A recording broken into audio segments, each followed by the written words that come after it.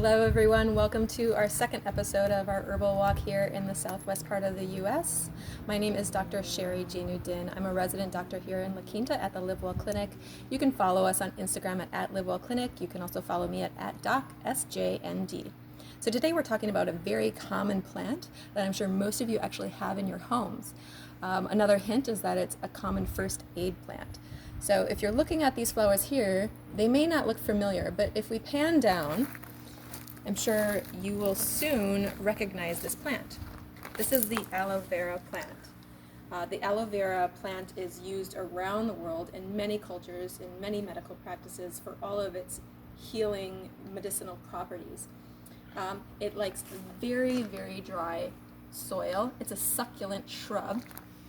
The leaves come from almost an acaulescent stem, which means a stem that is not visible.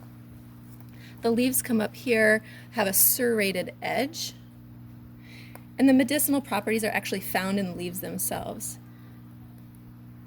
If we look up here at the flowering blooms that are going on right now, you'll see a center raceme that has many tubular flowers coming from it. The tubular flowers have no scent, and they'll range in color from yellows to oranges. So talking more about the medicinal aspects of the plants, as I said, it's found in the leaves. There are many different ways to prepare the aloe vera, and it can be used both topically and internally. Topically, as I mentioned earlier, for its first aid uses, and it's also used for many other skin conditions.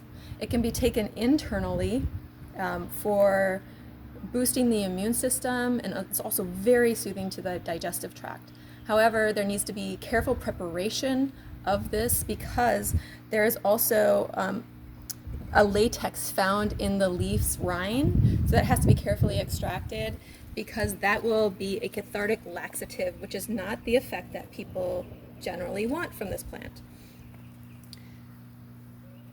So all in all, the uses for the aloe vera plant are almost seemingly endless, and I think that's probably why it gets one of its names as the plant of immortality.